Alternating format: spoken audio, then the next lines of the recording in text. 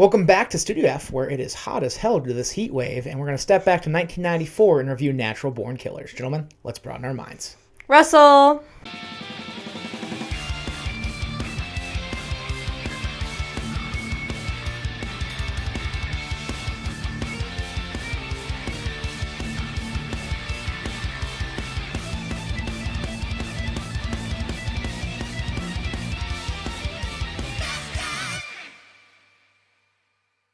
Welcome back to Fast Times Willy B. I'm Willy B. I've got Rosie with me. Rosie, how we doing? Good, how are you?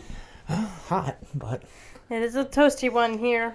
I want to go back on vacation. It was colder on vacation, but today we're going to step back to 94 and do this week's poll winner, which was Natural Born Killers in the 24-hour time window. Now, if you haven't seen, I am now opening up polls to a longer time frame. They will be now open on YouTube for 60 hours before I select the winner, just because the last 3 or 4 polls, the winner has been surpassed due to high engagement after the 24-hour mark. So we're going to expand on the hours of the poll being open.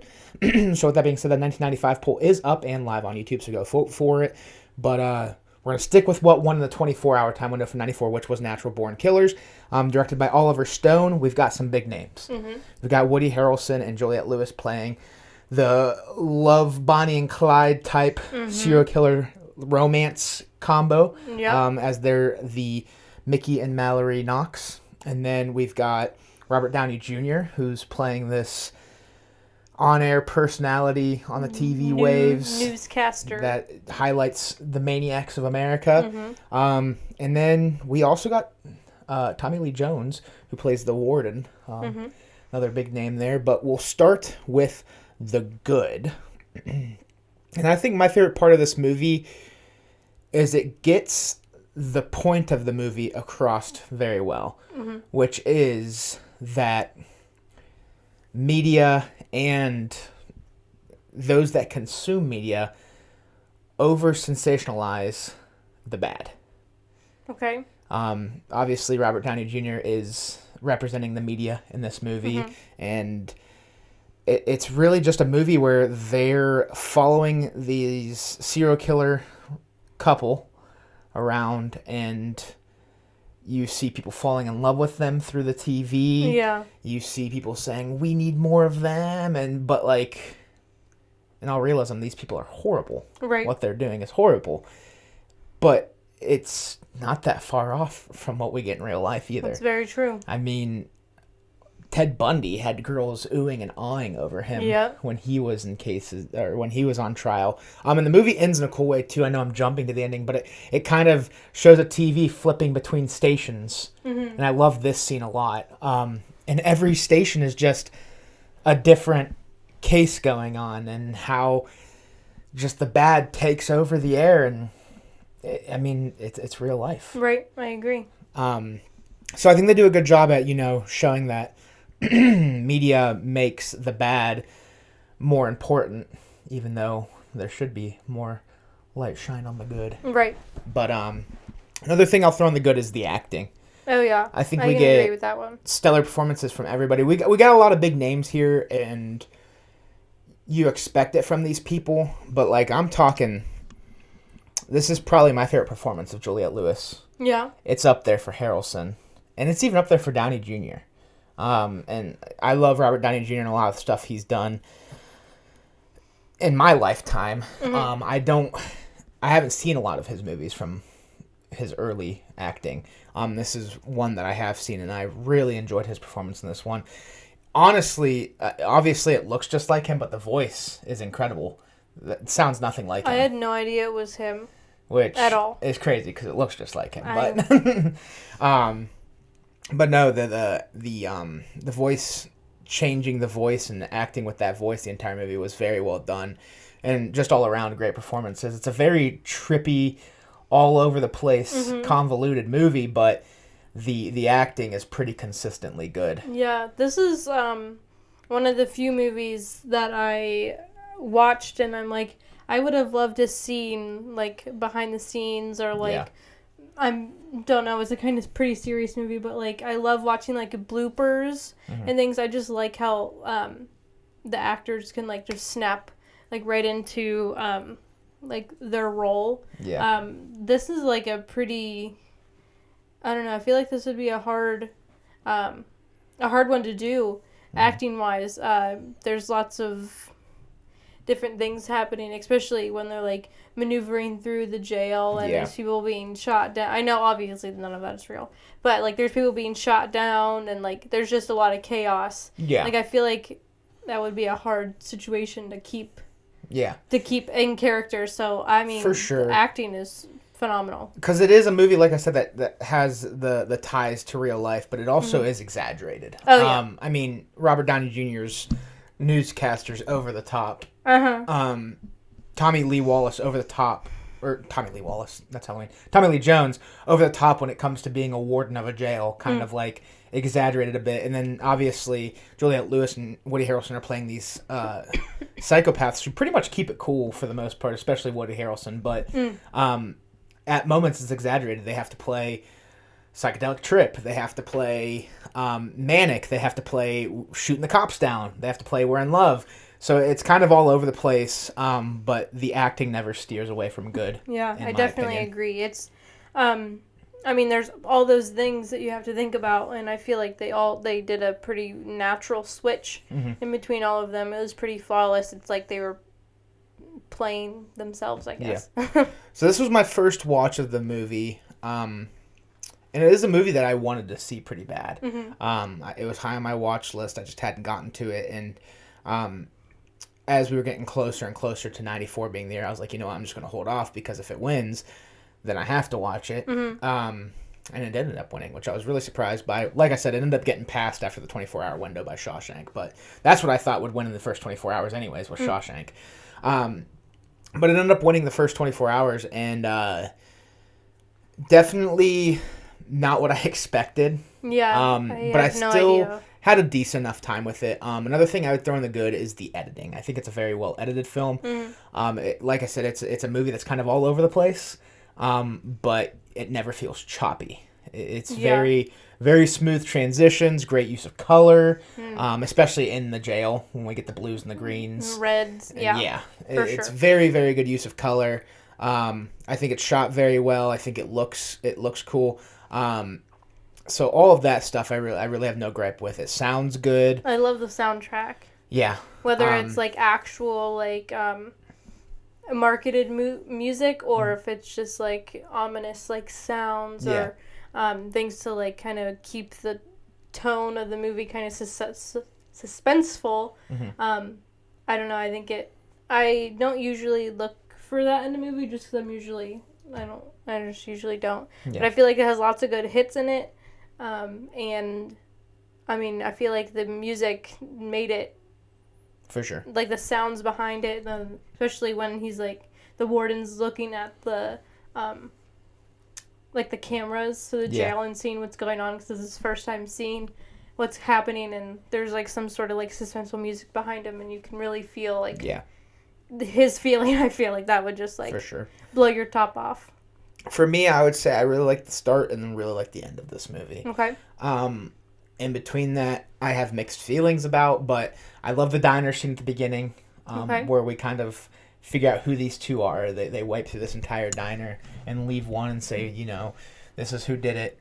And then I like the ending in the sense that, you know, I like the jail escape and all of that, but I love the interaction with Robert Downey Jr.'s character in the woods, where he's doing the final interview before they mow him down and get on with their life. And that's when after that is when we get the TV channels flipping. Yeah. So I really enjoy the way this movie started and introduces our two main characters, and I really like the ending for them as well. And at the end of the day, it was just fate that they got out of jail and figured, you know, got back together and were able to have that one last kiss. Yeah. Plus some. Yeah. As they're out now. So those were definitely probably the two parts of the movie I liked the most. And there was stuff in between I liked here and there, but I love the drugstore scene. Okay. Just, again, the use of color. Yeah, for sure. Yeah, I think it's a really easy scene to watch, just because it is cool to watch. But, yeah, there's some good scenes sprinkled throughout this movie, I can agree with this. It wasn't my cup of tea, so unfortunately I don't have much in the good, except for like the soundtrack and the acting, but like the story for me just wasn't there. So unfortunately, I have a lot of like technical stuff in the good, and then the rest of it is not so. So we can hop over to the meh. This is probably where I'd put the story as a whole. Just because, like I said, I like the theme that they're going for, in the sense that like the bad is overdone on the news and all of that. But this movie's weird. Super. For me, a movie That's all I gotta say. Kind of popped in my head when watching it that I would kind of relate to it is Fear and Loathing in Las Vegas, in the sense that it's basically an acid trip of a movie to watch. Okay. Like, if you were under the influence of some certain things, this might be a movie that kind of wigs you out. Yeah, because I'm watching it like stone cold sober, and I'm sitting here and I'm like, this movie is crazy, insane. Yeah, it's all over the place. It is. And in my opinion, it is kind of messy. And like I said, it is very well edited. I don't know if I love the choice of flipping back between color and black and white. I can agree. Those were the scenes where I was like, sometimes it works for me in movies. Like Late Night with the Devil is one where I love the flipping, because when they're live on air, they're in color. When they're behind the scenes, it's black and white. I like that.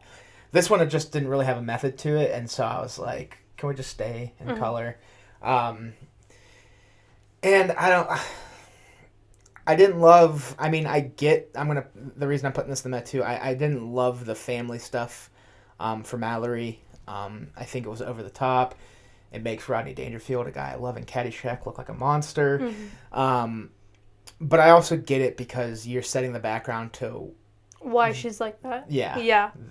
It's, what is it? It's not nature versus nurture type of thing. Like, she was a natural born killer. Yeah. Because of how she was raised. Right. And her family was kind of messed up, and same with Woody Harrelson's. So I get that route. I think maybe I would have liked it more if it was implied than seeing Rodney Dangerfield grab her and all of that. Yeah. Close-up shot. Like, I don't know. It just was weird to watch that stuff to me. So I put it in the meh because I didn't like watching it, but I get how it pushes the story forward. I can agree.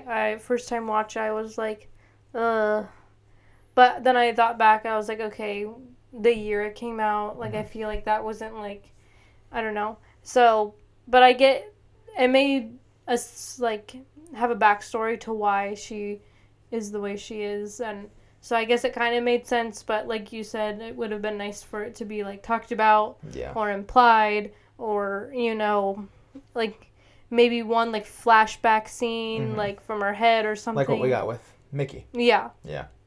So instead of, like, it was pretty vulgar, so. Yeah. I don't know what else I have with the meh. Okay. Maybe the rattlesnake really, that'd probably gone the bad. The rattlesnake really didn't have an impact on them, which is kind of crazy, but. Yeah. Yeah. Because then they just, like, got over it. Yeah. Like, they were looking for the rattlesnake, venom. Anti-venom. Yeah, the anti-venom, and then they don't find it, and they shoot the clerk at the pharmacy, and, like, they don't get it, and all of a sudden they're fine. Yeah. I can agree with that. I feel like that was just kind of like a waste of, now I know it had something to do with, like, them meeting the Native American fella, but I don't know. We could probably just hop to the bad. Yeah, most of this movie is in the bad for me. Oh, really? Yeah, I would say most of it for me. I would say the big bad for me is some of the jail stuff. Okay. Because I think the scene is shot very well. It looks cool, but I don't know about the feasibility of it. I think it goes on pretty long. I think it is a mess. Yeah. Robert Downey Jr. just flipping a switch was kind of weird to me. It was fun, but I was like, okay, what's going on? This is kind of just getting really messy. And then the warden's, like, screaming at them while they're dragging somebody else. I'm like, you're telling me they don't have more guns than these guys? Like, it didn't seem like something that could really happen. Yeah. Unfortunately, most of it is in the bad for me. It's just not one of those movies that I would sit down and watch, like, I don't know, again. Yeah. Unfortunately, I mean, like I said in the good, most of my stuff is technical with the sounds and the lights and the editing and things like that. Acting, of course. But, like, the story just didn't go, and I know that you had mentioned in the good that you found the connection. That did not even cross my mind once while watching it. I was confused the entire time. Yeah. I mean, everybody is different. It's definitely messy. But, I mean, everybody is different, so, like, me saying these things should not, like, deter you from going to watch it. Because everybody thinks of things differently in their head. I just didn't make those two connections, so unfortunately that's probably why it didn't make a whole lot of sense to me, and why most of the movie is in the bad. Again, in the mad, you mentioned, like, the color switching. That... I hate that so bad. I think we mentioned this before. Yeah. Like, I hate a past and present, like, back and forth because my brain cannot decipher which is current and which is past. Yeah. And, like, there was, like, sepia tones and black and white and reds and greens and normal, like, color. And I was just so confused on, like, what was, like, actually happening and what was, like, a past experience or what they were hallucinating in their head, or it just, like, did not... I was super, super confused the entire time. Yeah. And if I watch a movie like that, unfortunately, it's going to get a pretty low rating. And for sure. I mean, maybe with a second watch, but, like, I probably wouldn't. Yeah. I didn't think the pacing was great either. Like I said, it's all over the place. It feels long, and it is long. Yeah. Yeah, I just don't know. I just really don't have a whole lot to say. Yeah. Even when I finished it, I was like, this is going to be a hard one to talk about just because it is so, like, I just don't know. Yeah. Yeah. I hate to say it. I mean, and I'm glad I watched it because I love getting to watch new things, but unfortunately, this is just one of the ones that was a flop for me. Okay. So we can hop over to our final thoughts and ratings. What do you want to leave off with Natural Born Killers, and what do you give it out of 10? Those kind of were my final thoughts right there. Okay. It just, don't let my rating or what I'm saying deter you from watching it because not everyone is going to have the same outlook on it. You might be able to catch the drift. I unfortunately did not catch the drift, so I don't want that to inhibit people from going to watching it. If it's been on your watch list, I mean, totally. Yeah. It's been on your watch list for forever, so here we go. Yeah. Unfortunately, I'm probably going to give this a pretty low score. Maybe the lowest I've given. Okay. On the show. Gonna have to be a 3. Okay. Interesting. For me, I'm going to go 6 out of 10. I thought it was decent. I didn't think it was good or great.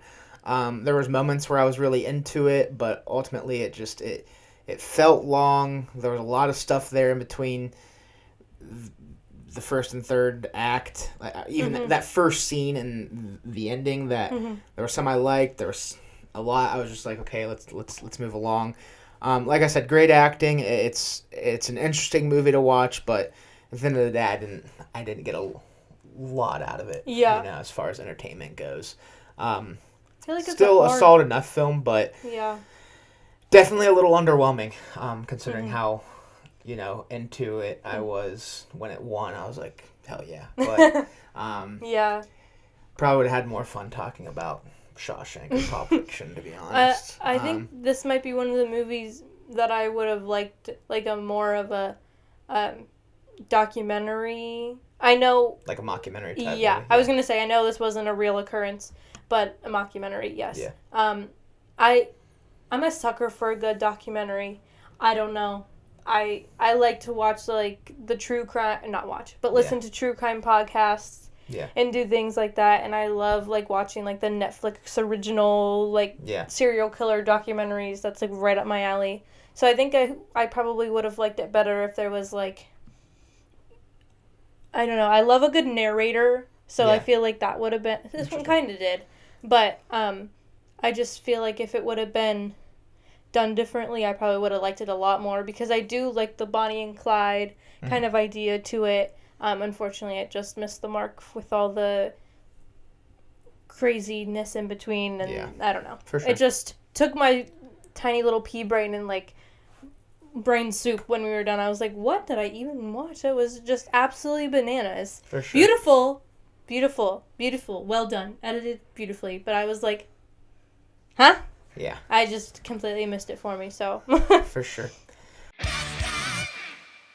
Well, that'll do it for Natural Born Killers. Rosie, thank you for coming on. Yipper. Thank you all for watching. If you like what you're watching, check out some other videos. Hit the subscribe button or follow the social links down below. Always appreciated. And we'll talk to you all soon. Peace. Peace and love.